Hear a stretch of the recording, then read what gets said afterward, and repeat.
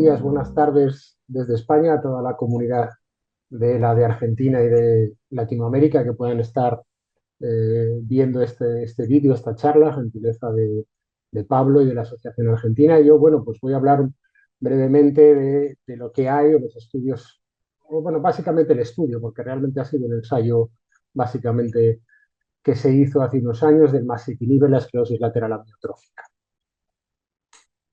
A ver si me pasa la diapositiva, sí. Bueno, esta es simplemente la estructura química del masitinib, una estructura compleja y con un nombre químico que no he querido poner porque tenía pues algo así como 25 palabras. Pero bueno, simplemente para haceros una idea de cuál es la estructura química del masitinib y el porqué del uso del masitinib en la ELA, porque este fármaco, bueno, ya sabemos que la patogenia de la ELA es muy compleja, hay muchas teorías que se barajan, probablemente todas ellas son ciertas en parte, ninguna de ellas es culpable exclusiva del origen de la enfermedad. Está la excitotoxicidad que todos conocemos a raíz del descubrimiento sobre todo del gen de la SOD1, la disfunción mitocondrial, la agregación anormal de proteínas, especialmente la ATDP43, trastornos del transporte axonal, estrés oxidativo y la neuroinflamación. Ahí es donde la diana, digamos, del masitinib estaría en la teoría de la neuroinflamación como causante de la enfermedad, o al menos en parte. Esto viene refrendado, bueno, pues si uno revisa la literatura, pues hay varios artículos donde se habla del papel de la inflamación, de células inflamatorias en la degeneración de las neuronas motoras en la ELA. Aquí he puesto, bueno, pues algunos ejemplos de artículos donde se habla de esta implicación del mecanismo neuroinflamatorio en el origen de la enfermedad y bueno, pues hay eh, bastantes artículos que hacen referencia a este mecanismo. El masitinib es un medicamento, químicamente es una benzamida y su mecanismo de acción es una inhibición del receptor tirosinquinasa, de varios de los receptores de tirosinquinasas, especialmente el c-KIT, pero bueno, también otra serie de receptores de tirosinquinasa a nivel especialmente de tres tipos de células, que son la microglía, los mastocitos y los macrófagos. Aquí en la diapositiva se ve un poco qué efectos tiene esta inhibición del receptor de tirosinquinasa en estos tipos celulares. Básicamente, pues disminuye la migración celular, disminuye la producción, la expresión y producción de diferentes factores proinflamatorios, de citoquinas proinflamatorios, la presencia de células inmunitarias tanto del sistema nervioso periférico como el sistema nervioso central. Y finalmente, que es lo que pongo aquí abajo un poco, el paso de alguna manera de un estado neuroinflamatorio a un estado neuroprotector, vía pues, la inhibición de todas estas sustancias y de células proinflamatorias. Este es el artículo que se publicó en el año 2020, donde se presentan los resultados del ensayo AB115, que es el ensayo importante, digamos, que se ha hecho con masitinib hasta la fecha, en el cual participamos pues, algunos centros españoles y algunos centros también de Latinoamérica, y es el que voy a comentar un poquito el diseño y los resultados de este ensayo. Y luego, bueno, hablaré también de este artículo que se publicó posteriormente, como un año después, sobre la supervivencia a largo plazo de los pacientes que habían participado en este ensayo, en el AB115. Este fue un ensayo multicéntrico, internacional, fase 2-3, que se llevó a cabo en 34 centros de 9 países.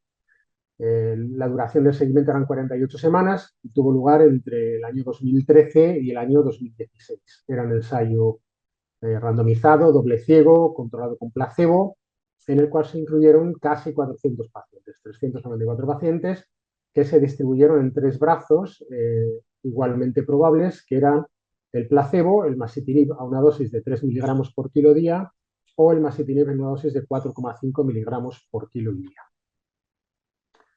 Estos fueron los criterios de inclusión, que, bueno, criterios de inclusión más o menos estándar de los ensayos en aquella época, hasta 80 años de edad, la familiar o esporádica, probable con apoyo de laboratorio definida según los criterios del Escorial, con un máximo de 3 años de evolución desde el inicio de los síntomas, un peso mayor de 50 kilos, una dosis estable de riluzol de 100 miligramos al menos durante un mes antes de la inclusión, una capacidad vital forzada por encima del 60%, esperanza de vida por encima de 6 meses, esto, bueno, a veces era difícil de valorar, y el uso de los métodos anticonceptivos habituales en este tipo de ensayos.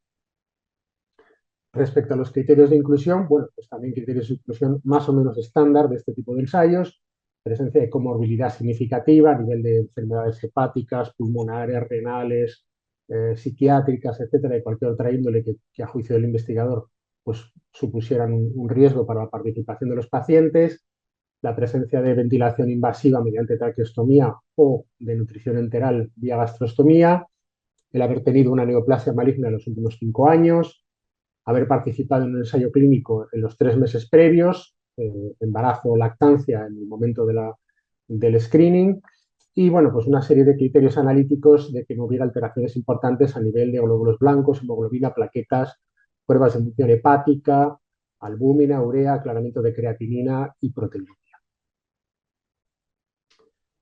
La variable primaria del ensayo, como se utiliza pues, de forma bastante habitual en los ensayos últimamente, fue el deterioro de la puntuación de la escala funcional, la SSRS revisada en la semana 48. Se realizó una enmienda, varias enmiendas al protocolo, y la enmienda 3 lo que hizo fue que la población para la cual se fijó esta variable de eficacia eran pacientes con una variación mensual de la escala. Esta es una puntuación que se calcula restando 48 puntos menos la puntuación de la escala en el momento del cálculo partido por los meses de evolución. Esto da un deterioro de una serie de puntos al mes. En este caso se consideró la población diana, pacientes que se denominaron progresores normales, que tenían un deterioro de la puntuación de la escala menor de 1,1 puntos al mes y que recibían una dosis de masitinib de 4,5 miligramos por kilo. Como variables secundarias se consideraron la supervivencia, lo que ellos denominaban tiempo a este evento, es decir, el tiempo que tardaba el paciente en fallecer o presentar un deterioro de al menos 9 puntos en la puntuación de la escala funcional, la función respiratoria medida por la capacidad vital forzada y la calidad de vida medida por el cuestionario ALSQ-40. Y bueno, estos fueron los resultados fundamentales.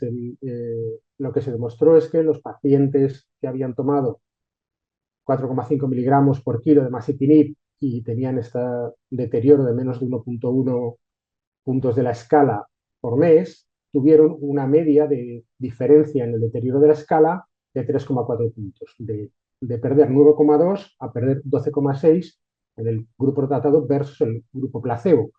Y en pérdida mensual, pues de perder 0,83 puntos al mes frente a 1,14 en el grupo placebo. Esto significa un 27% menor deterioro de la puntuación de la escala funcional al SSRS, que es lo que se ve aquí en la gráfica de la derecha, 27 por 2,2% de menor deterioro. Estos son los dos grupos, menor deterioro del grupo tratado que del grupo placebo. Y aquí está, bueno, pues los mismos números que he dicho, ¿no? Menos 12,6 frente a menos 9,2 con una P significativa. Esto respecto a la variable principal. Respecto a las variables secundarias, pues también mostró eficacia, menor deterioro, un 28% menor deterioro de la calidad de vida medida mediante el cuestionario ALSQ-40 y un 22,2% menor deterioro de la capacidad de la función respiratoria medida por la capacidad vital forzada, que es lo que está puesto en estas gráficas aquí a la derecha. La línea continua es el placebo, la línea discontinua es el masitinib a 4,5 miligramos por kilo. También mostró beneficio en estas dos variables secundarias.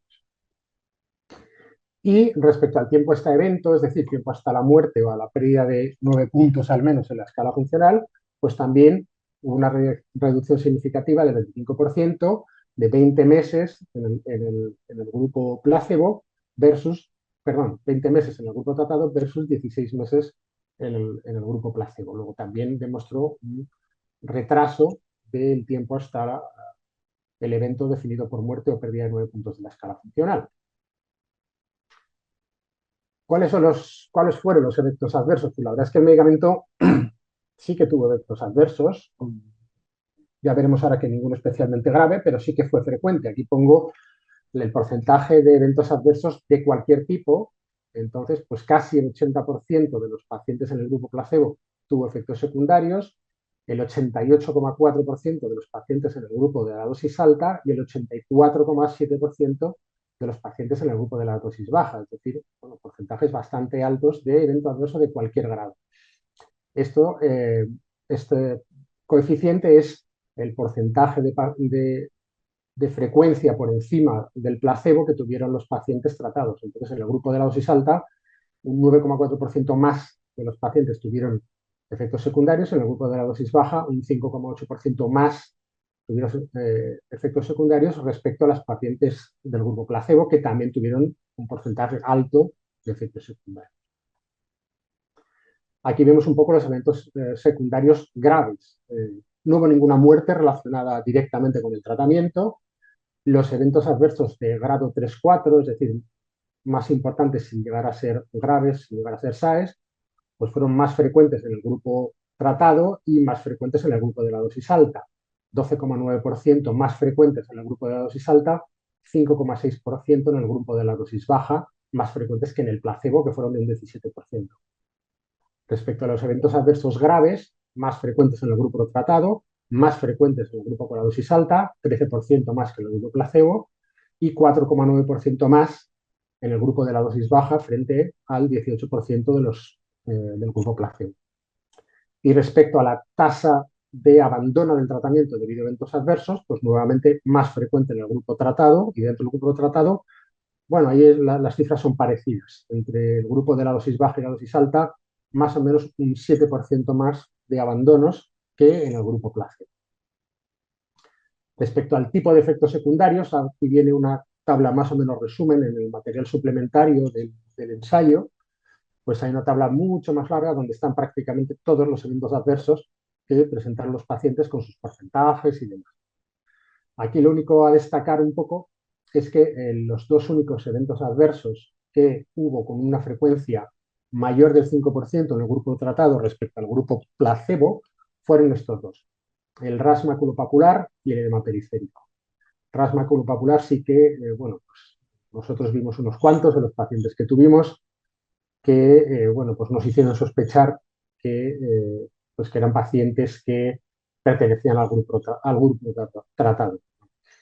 Y respecto al resto, bueno, pues como se puede ver aquí en la columna de la derecha, pues salvo estos dos que están marcados, pues el resto no llegaron a ser significativamente más frecuentes en el grupo tratado respecto al grupo control. Respecto al segundo estudio que se hizo después, que se publicó después del seguimiento a largo plazo, pues también el fármaco demostró que en los pacientes tratados con la dosis alta, con una progresión denominada normal, con un delta de la escala funcional menor de 1,1 y con menor deterioro, medido por la escala, teniendo al menos 2 puntos en todos los ítems de la escala, hubo un beneficio de supervivencia que llegó a los 25 meses, lo que significa un 47% de reducción en el riesgo de muerte.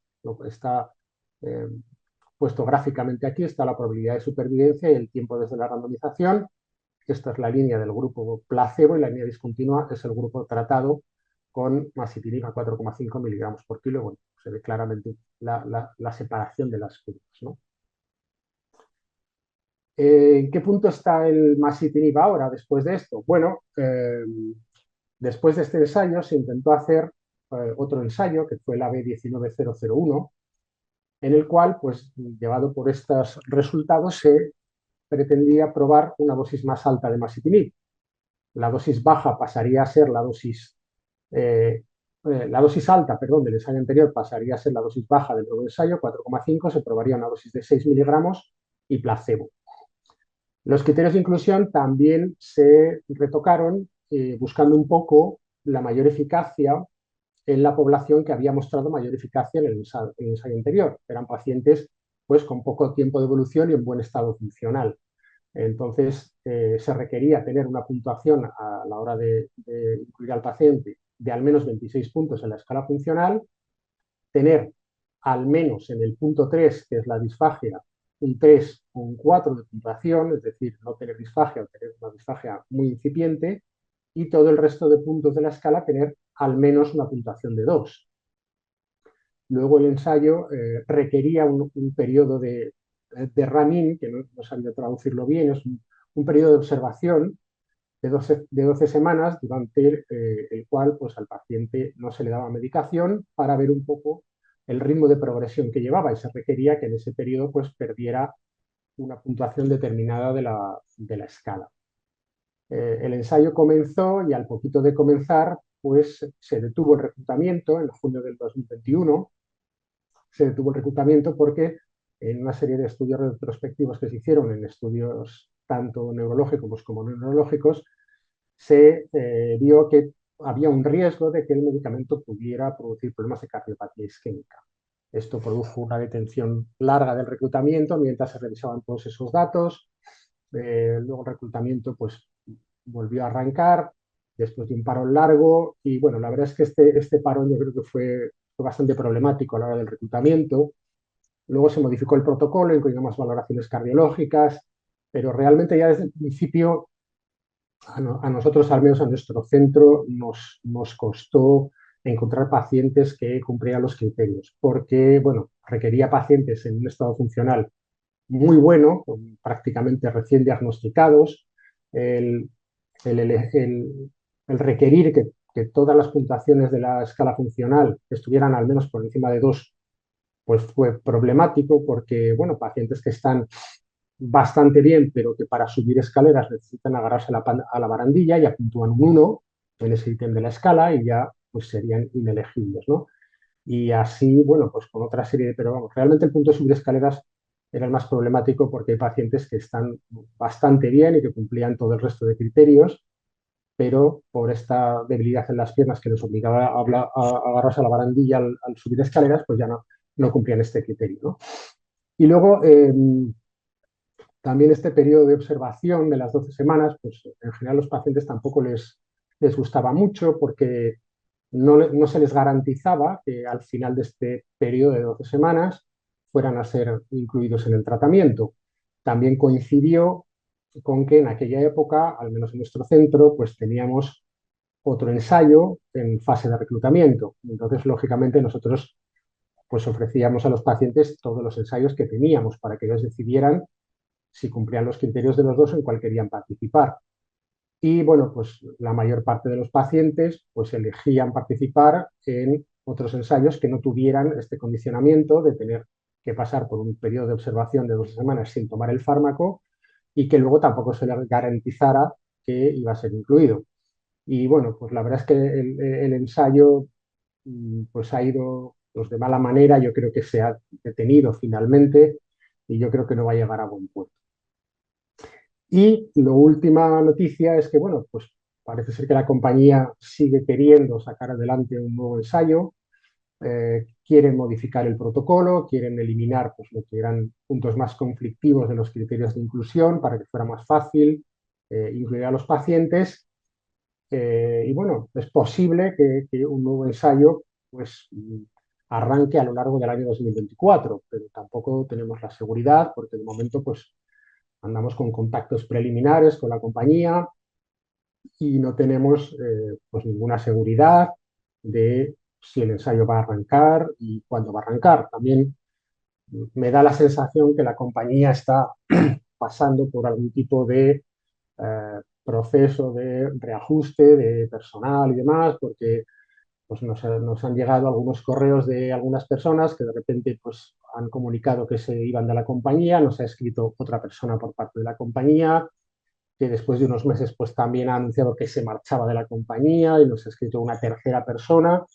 Entonces, bueno, pues supongo que estos cambios del personal tampoco favorecen demasiado que las cosas vayan con fluidez.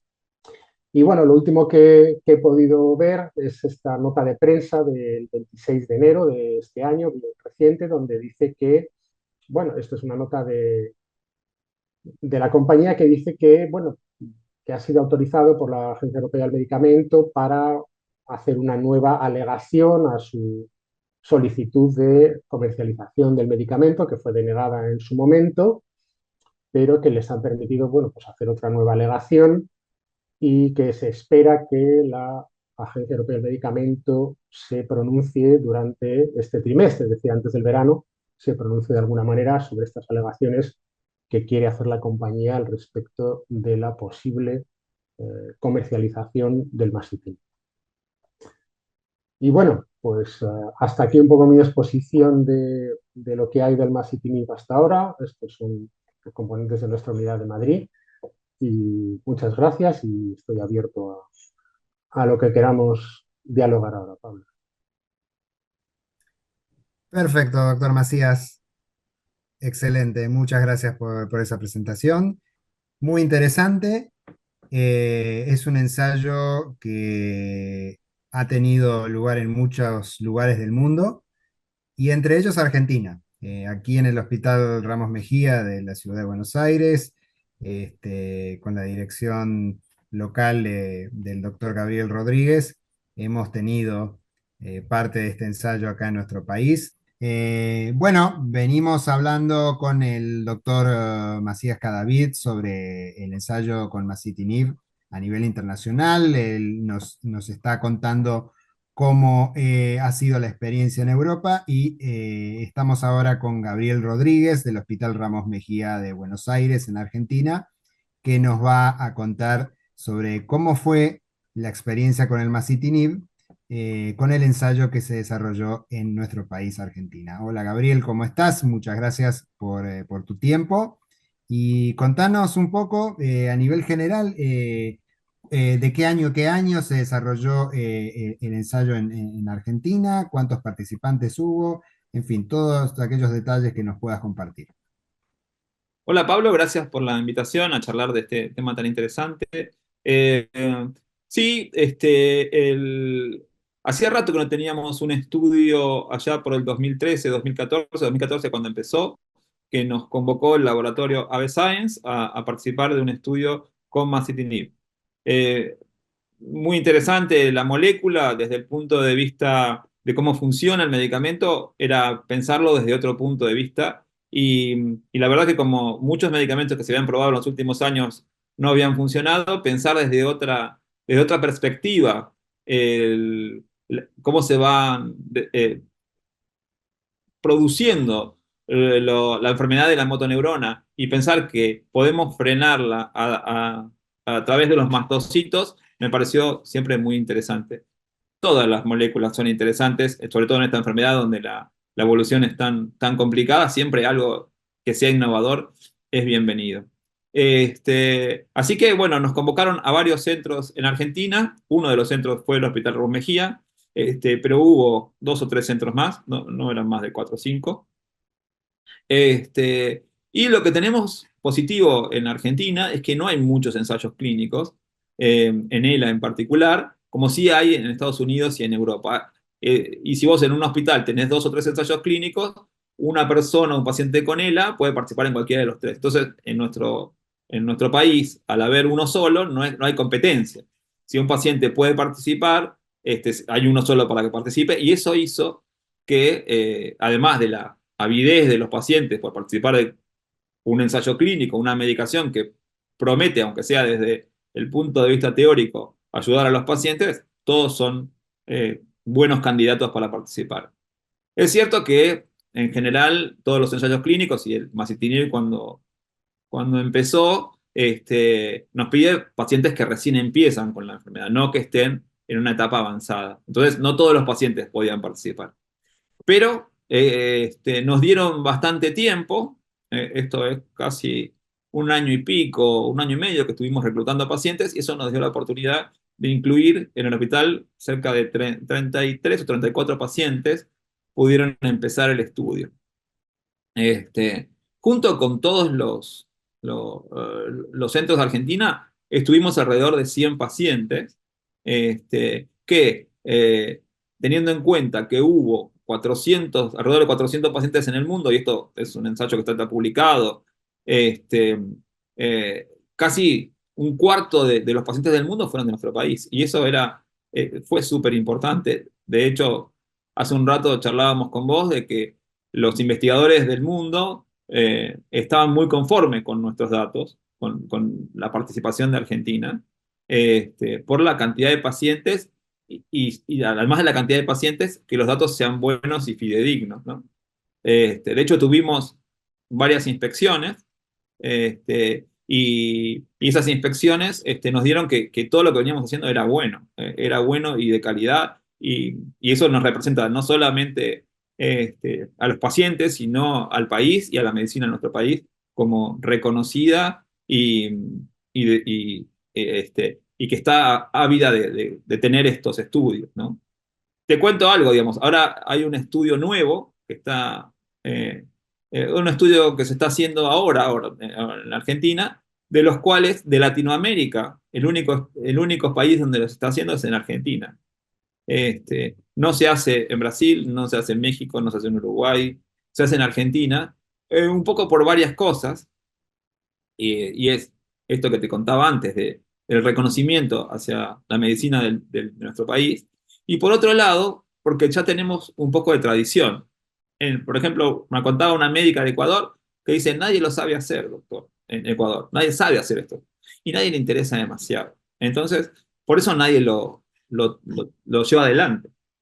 Entonces, un poco la tradición, otro poco la calidad de cómo se hace, la comunicación con los pacientes conocen del tema también. Eso nos hace un buen lugar para hacer estos ensayos. Ahora, no me voy a olvidar de preguntarte, bueno, en qué otros nuevos ensayos vas a estar involucrado, pero siguiendo con el masitinib, durante el periodo que duró este ensayo en Argentina, ¿ustedes lograron ver algunas señales positivas en los pacientes en cuanto a eficacia? A ver, es muy difícil porque los estudios son doble ciego controlado con placebo. Es decir, yo no sabía quién estaba con placebo y quién estaba con la droga.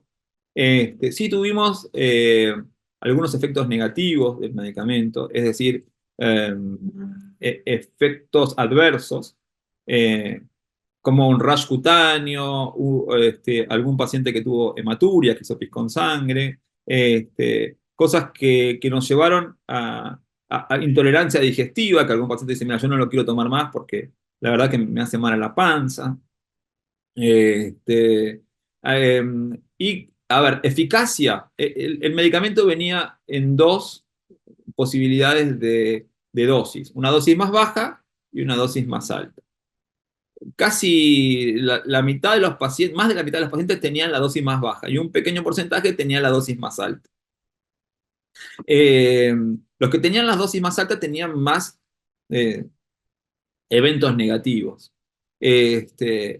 Así que nosotros no queríamos, esta es la sensación, yo digo, a esta persona le voy a dar la dosis más alta, se va a sentir mal. Bueno, y pasó el estudio, y después que pasa el estudio, casi todos los estudios tienen una etapa de prolongación. Dice, bueno, usted, hasta acá llega el estudio, más o menos un año de seguimiento, y las personas que querían seguir tomando el medicamento porque se sentían mejor tomándolo, el laboratorio le daba la posibilidad de seguir. Y varios siguieron durante un tiempo largo. Este, eh, y tal es así que hoy por hoy, varios de los pacientes que tomaron el masitinib en 2014, 2015, 2016, muchos no han fallecido hoy en día. Es tan complicado, pero no han fallecido.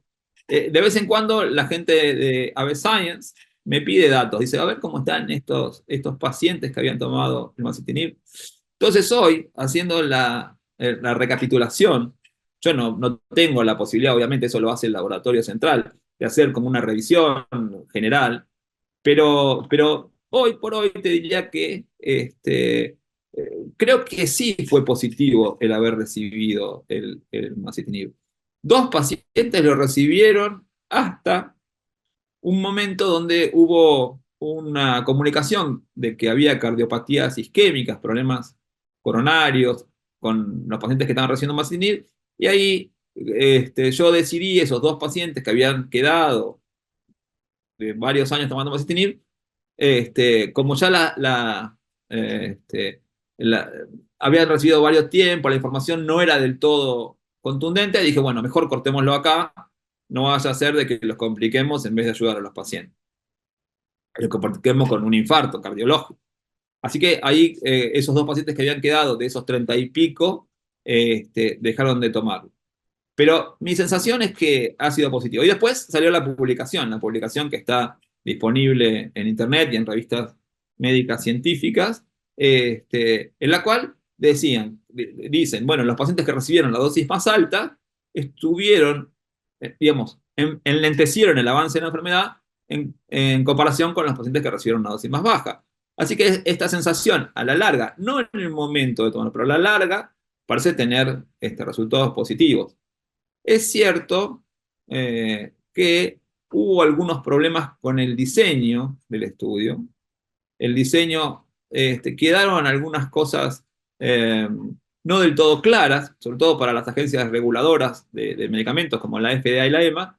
Entonces, estos beneficios le pidieron al laboratorio que repita el ensayo, tratando de salvar estas situaciones confusas, y si le sigue dando positivos, probablemente lo aprueben para la venta y para la comercialización para pacientes con ELA. Esto es lo que encontramos ahí. Fue complicado el estudio, nos pedían varios estudios, varias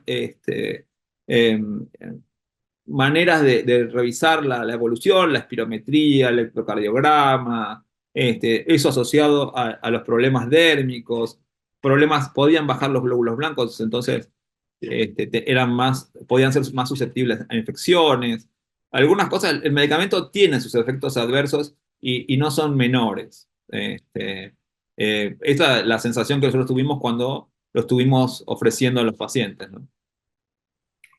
Sí, sin duda que es un ensayo que a nivel mundial se ha venido prolongando, ya lleva más de 10 años, y el doctor Macías de Madrid también nos ha estado hablando de esto, pero bueno, evidentemente también, o aparentemente hay un potencial en este producto, en el masitinib, y tenemos entendido que se va a hacer un ensayo confirmatorio a partir de algún momento de este año, tal vez. No sé si podés anticiparnos vos algo al respecto desde tu posición en Argentina.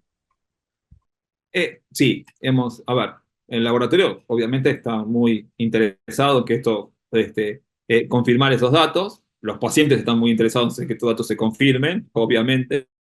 Y nosotros, como médicos, también tener una herramienta más para darle pelea a esta enfermedad es súper importante.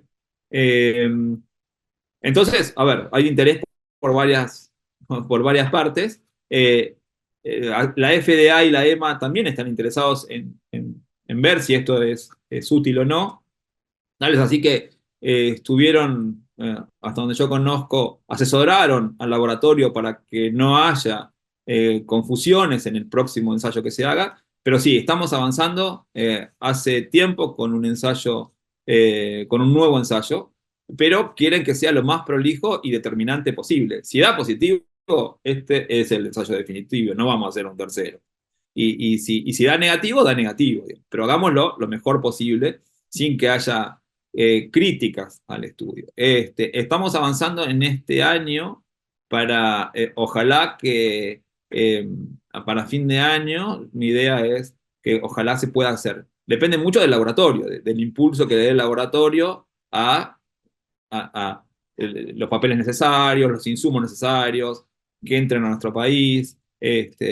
Yo creo que si bien nuestro país es un buen, como decíamos al principio, es un buen lugar para hacer estos ensayos, yo creo que se podría mejorar. Sin duda, el centro del ensayo clínico, los centros que participaron del ensayo clínico con masitinib en Argentina han demostrado ser muy operativos, muy funcionales y han dado una buena imagen. Te comenté yo hace un rato en privado que estuvimos en Basilea, en Suiza, ahora en diciembre, en el Congreso Mundial, y hemos escuchado a representantes como Adriano Chio de Torino, Italia, mencionando que Argentina fue una pata fundamental en el ensayo internacional de masitinib. This is Pablo from the ALS Association of Argentina. I'm transmitting an interest from my country. As you well know, South America held very few ALS clinical trials, but we did have a couple. We recently had the pegcetacoplan trial, which unfortunately failed, but it was a good thing to have it. We have in the Cardinals ALS trial coming very soon to Argentina, and the first one we had was masitinib, which is a clinical trial that's been going on for a really long time, and it had a couple of interruptions and suspensions, and then it restarted again many times. This is not necessarily something bad, but it's what happened, and it is a very large trial around the world, probably one of the largest we've seen. So I know that you guys have to be very careful in terms of information and stick to the results that have been published, but could you give us some updates on that? Thank you. Adriano, I hear them saying that's for you.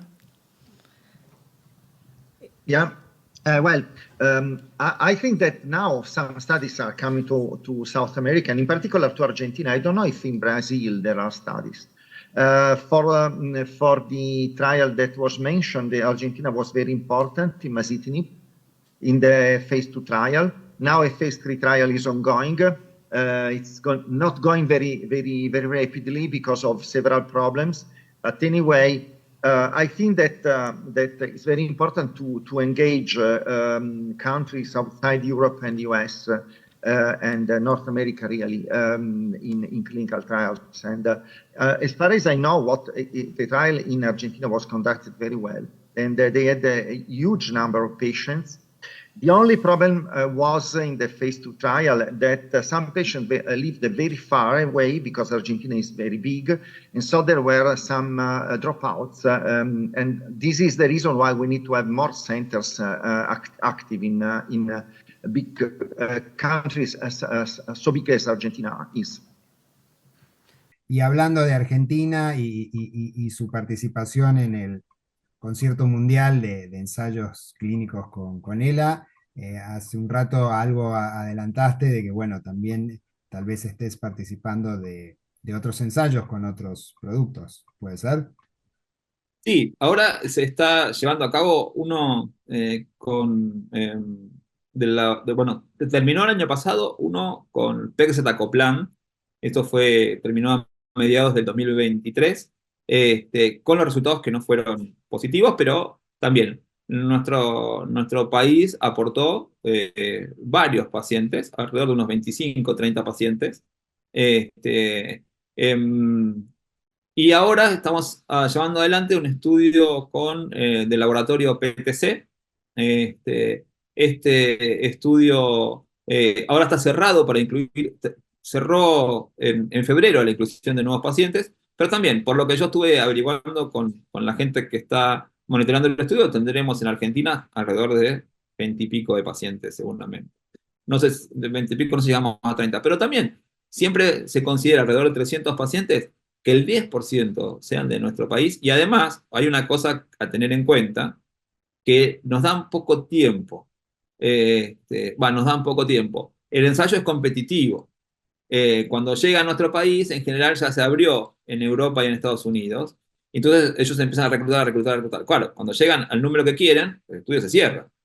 Y nosotros que empezamos un poquito después, siempre venimos un poco más rezagados. Entonces nos dicen, bueno, en los próximos 3 meses tienen tiempo, pero ya después de 3 meses no tienen más tiempo.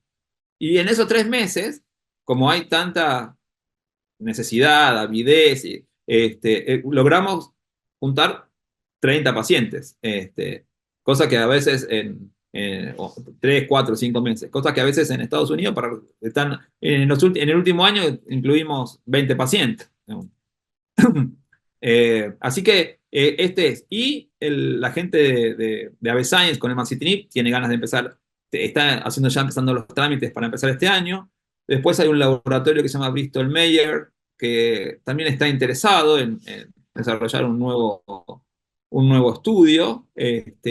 Todavía ahora están yendo y viniendo, pero siempre estamos en la mira, y siempre que me preguntan a mí si cuando en un laboratorio, como ya llevamos adelante varios, si estamos dispuestos a hacer algún ensayo con ELA, pero claro que sí.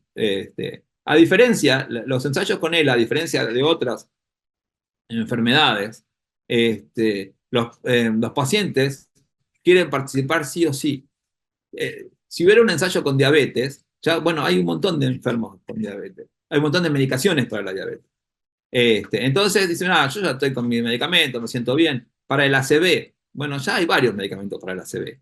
En cambio, en esto, donde los medicamentos que tenemos son bastante pobres aún, todas las cosas que sean nuevas son bienvenidas. Entonces los pacientes participan sin que necesitemos explicar demasiado. Mire, puede haber efectos adversos. No me interesa, la enfermedad ya es difícil. Así que, por más efecto adverso que haya, cualquier cosa que va a ser mejor que esto que me está pasando.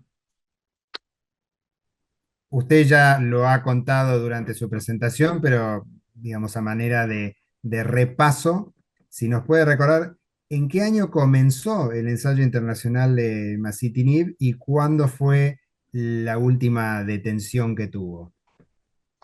A ver, la detención fue en junio del 21, del último ensayo fue en junio del 21, y perdón un segundito, es que tengo aquí en el escritorio el artículo original que dice en qué fecha se hizo el ensayo anterior. Nosotros empezamos en algo así como marzo del 21, este último ensayo, el 19001.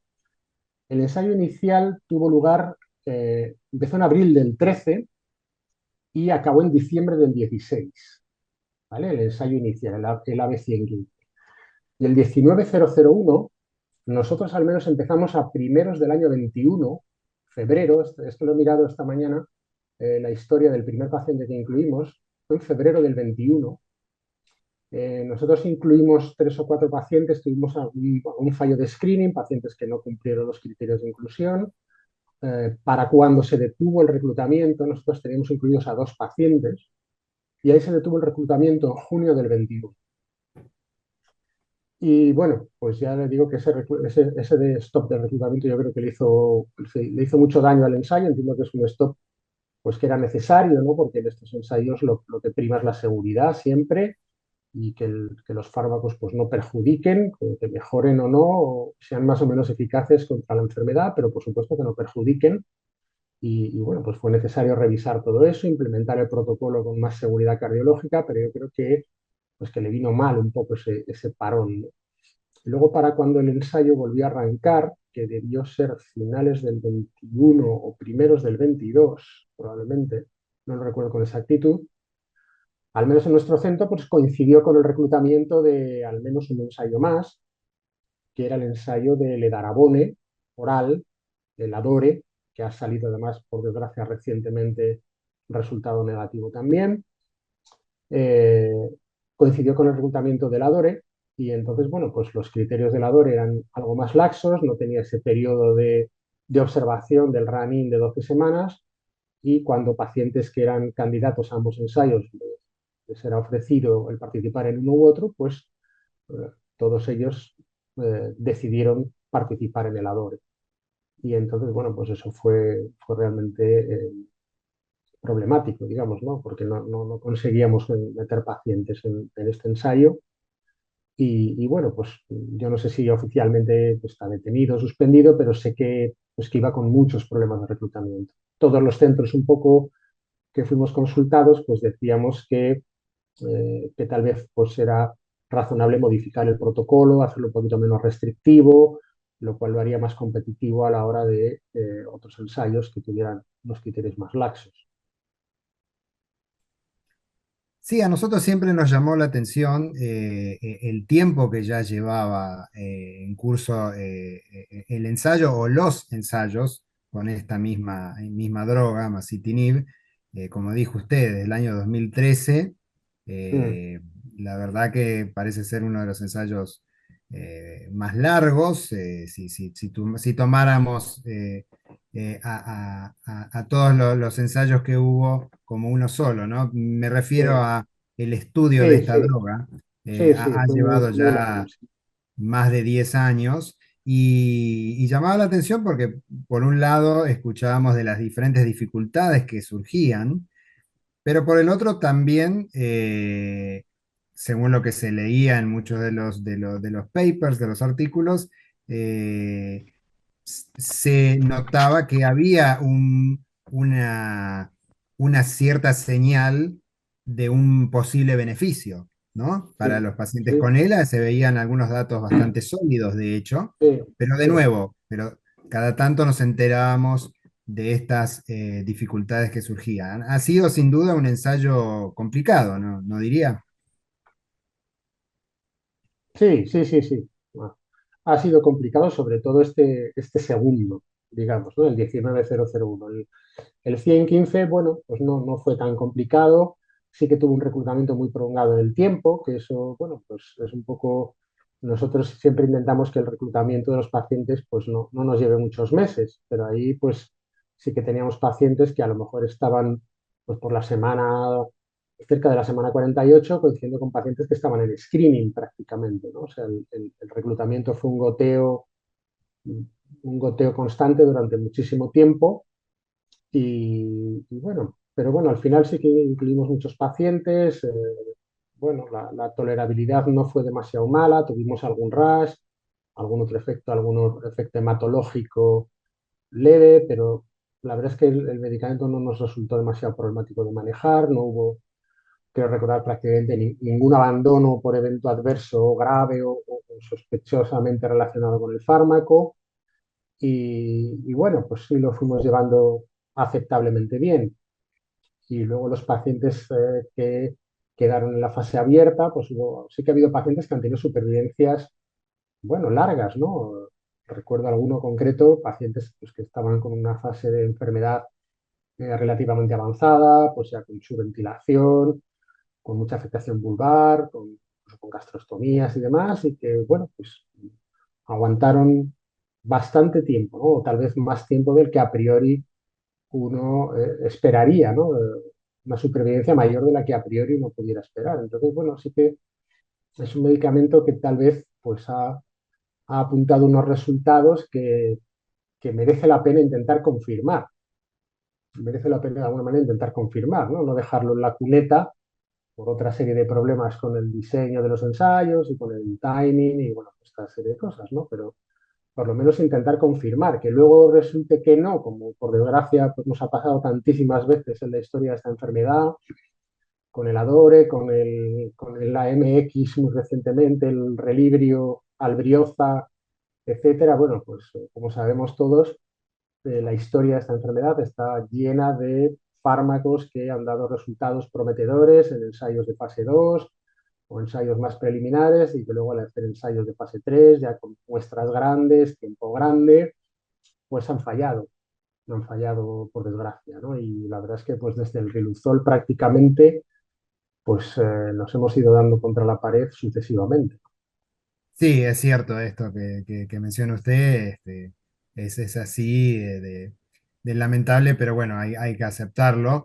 ¿Qué sería deseable que sucediera con el masitinib ahora, a partir de este año?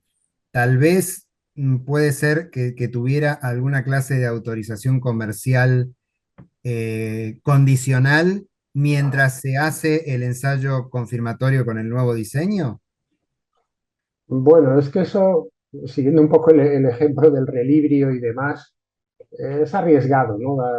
Autorizar los medicamentos con resultados parciales, preliminares y demás, porque luego se hacen los ensayos grandes, un ensayo pues más largo, mejor diseñado, como le queramos llamar, y resulta que el ensayo sale negativo y que ya ahora qué hacemos con el medicamento en el mercado, pacientes tomándolo, ¿qué hacemos ahora? ¿Lo retiramos? A mí yo se lo veo problemático. Sí que creo que tal vez sería razonable, pues eso, hacer un ensayo bien hecho, un ensayo de fase 3 con muchos pacientes, con un periodo largo de observación, probando la dosis alta, porque sí que parece que hay un efecto claramente dosis dependiente, ¿no? Al menos en el ensayo anterior, pues para la dosis de 3 miligramos por kilo, pues prácticamente ninguna de las variables en el estudio resultaron significativas. Entonces sí que parece razonable probar 4,5 y probar 6 miligramos por kilo, ¿no? Y luego, bueno, eh, también ya sabe que es un tema que está ahora en debate, ¿no? En debate candente, la medida de eficacia, si el utilizar como prácticamente siempre se utiliza, llevamos muchos años utilizándola, el deterioro de la escala funcional del ALS-FRS, si realmente es la mejor variable para valorar los efectos de los fármacos. A lo mejor pues es una escala que ya tiene tiempo, que sí que está validada, pero que tiene sus inconvenientes, que tiene su efecto suelo, que no valora ciertos puntos como por ejemplo el deterioro cognitivo, que es más sensible a la afectación de una motora inferior que de la superior, probablemente. Bueno, tiene sus inconvenientes, ¿no? Y luego, bueno, pues ya sabe también que una de las cosas que se valora actualmente, a la vista, por ejemplo, del ensayo del Tofersen, es incluir parámetros biológicos como medida de eficacia, concretamente la determinación de los neurofilamentos, porque puede ser que haya fármacos que tengan un efecto biológico más precoz que el efecto clínico, y a lo mejor pues, durante el tiempo que se lleva a cabo el ensayo, que normalmente pues, anda entre el año y el año y medio, pues es posible que no sea claramente visible un efecto clínico, pero sí que hay un efecto biológico traducido por la mejoría de biomarcadores. En el caso del masitinib, a lo mejor se podrían incluir biomarcadores relacionados con la inflamación, pero sobre todo biomarcador de los neurofilamentos, que ya sabe que, bueno, pues que es un marcador de degeneración axonal, que está ahora muy en boga, que parece que es muy sensible y muy específico de la ELA, y podría darnos idea de eficacia de los medicamentos tal vez antes de que haya un efecto clínico visible. Sí, coincidimos y gracias por habernos dado ese panorama general de lo que es la investigación en la ELA, más allá de lo que estamos hablando el día de hoy con respecto al masitinib.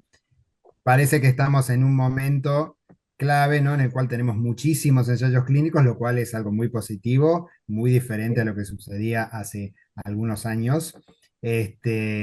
Pero también parece que necesitamos más biomarcadores, nuevas escalas que nos permitan medir mejor la eficacia de los fármacos que estamos investigando.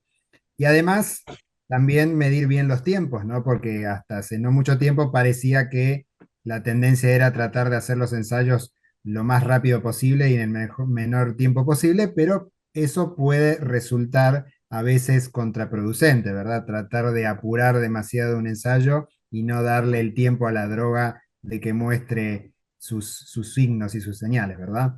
Efectivamente, esa sospecha pues la hay de varios fármacos, ¿no? Que a lo mejor no dio tiempo a que se manifestara un efecto clínico y cuando a lo mejor el efecto biológico estaba ahí.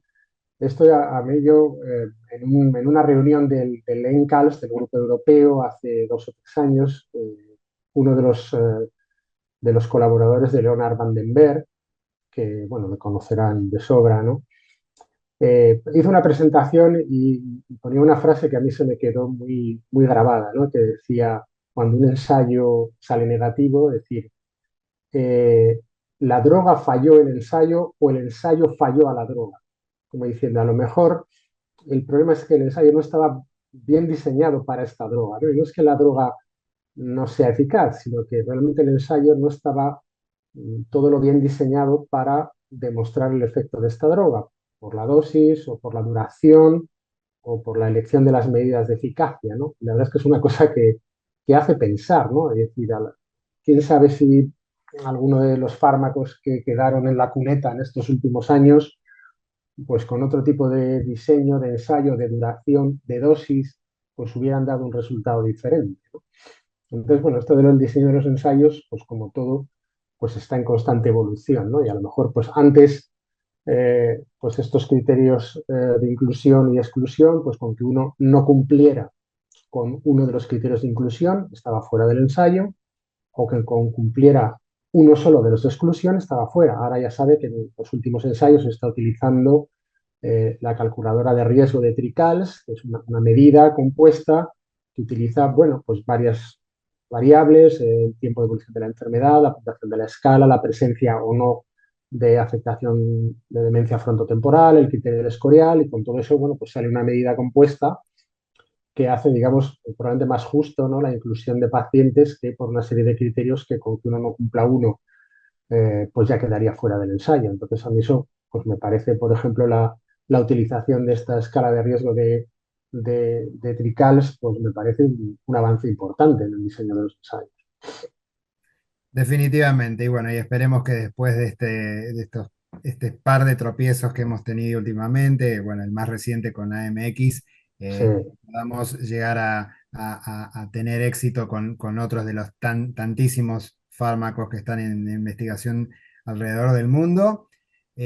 Así que de este modo vamos a cerrar la charla, volviéndole a agradecer muchísimo por el tiempo que ocupó de su agenda para charlar con nosotros. Eh, Toda la comunidad de ELA, no solo de Argentina, sino gran parte de la comunidad hispanoparlante, estará muy atenta a esta conferencia que será subtitulada. Y bueno, y muy atenta a la información muy interesante y muy importante que nos ha dado usted, que realmente nos ha esclarecido cuál es la actualidad con este compuesto llamado masitinib. De modo que, doctor Macías, le agradecemos nuevamente muchísimo por este espacio. Le agradecemos por seguir investigando y seguir trabajando por esta enfermedad, en nombre de todos aquellos que fuimos afectados a través de algún ser querido, como es mi caso, por la esclerosis lateral amiotrófica. Y estaremos en contacto en cualquier momento, seguramente. muy bien, pues nada, muchísimas gracias a ustedes por contar conmigo. Un saludo a toda la comunidad de ELA hispanoparlante latinoamericana. Y bueno, recordar que todo esto se realiza gracias a los pacientes y a sus familiares, que al fin y al cabo son los que participan en los ensayos y ponen su esfuerzo, su tiempo, su salud en juego, y que permiten, pues, que vayamos avanzando. Y por desgracia últimamente no tenemos muy buenas noticias, pero efectivamente el panorama de ensayos de ELA últimamente, pues, ha cambiado mucho. Yo recuerdo que no hace muchos años, pues nosotros éramos el único centro español en participar en ensayos de este estilo. Ahora, pues ya hay siempre 3, 4 centros, al menos en España, que participan en ensayos. Y bueno, raro es el mes o cada 2 meses que no recibimos de alguna empresa farmacéutica cuestionarios de eh, posibilidad para realizar ensayos clínicos de diferentes fases, pues ofreciéndonos si por nuestras instalaciones y personal, pues seríamos capaces de llevar a cabo algún tipo de ensayo. Y esto, bueno, pues ya le digo que últimamente es raro, no suelen pasar más allá de 2 o 3 meses sin que recibamos ofertas de compañías farmacéuticas, cosa que antes, pues lo normal era que saliera, pues a lo mejor un ensayo al año o una cosa así. Ahora, nuestro centro concretamente, en alguna ocasión, pues hemos tenido 2 y 3 ensayos funcionando a la vez, lo cual pues es complicado a nivel de personal y de burocracia, pero antes, hasta hace muy poco, lo normal era empezar un ensayo, terminarlo, pasar un tiempo sin tener ninguno, empezar otro, terminarlo. Ahora incluso en alguna ocasión hemos tenido que decir que no a alguno porque ya no dábamos más con nuestro personal y nuestras instalaciones. Y bueno, pues un panorama pues muy alentador, ¿no? La investigación sigue adelante. Yo creo que además, pues un poco la comunidad científica tiene una deuda con esta enfermedad, ¿no? Yo se lo digo siempre a los pacientes que, pues, jolín, en el Alzheimer, en el Parkinson, eh, respecto a las degenerativas, y luego respecto a las no degenerativas, pues la esclerosis múltiple, por ejemplo, hemos pasado de tener apenas unos pocos fármacos a tener un montón de ellos, orales, intravenosos, subcutáneos. Y con esta enfermedad, pues desde el Riluzol, año 94, ensayo primero pivotal del Riluzol, y año 96 el segundo, pues prácticamente no hemos tenido ninguna alegría. Entonces ya es como una especie de reto personal, ¿no?, que tiene la comunidad científica con esta enfermedad, ¿no?, de encontrar algo. Entonces yo siempre digo a los pacientes que tienen que mantener esa esperanza y que, bueno, el día menos pensado aparecerá una molécula que aportará un rayo de luz. Perfecto, muchas gracias por ese mensaje también. Y nuevamente le agradecemos, doctor Macías, y estaremos conversando pronto, si Dios quiere. Muy bien, muchas gracias. Muchas gracias, doctor. Bueno, Gabriel, De nuevo, muchísimas gracias por este espacio y por habernos compartido toda esta información sobre el ensayo clínico con masitinib y también hablando un poco de cómo, cómo es la evolución de la investigación clínica en ELA en nuestro país, en Argentina, y la participación que tenemos a nivel mundial. Así que te agradecemos muchísimo, Gabriel. Gracias, Pablo, que tengas una buena noche y estamos comunicados. Claro que sí. Gracias.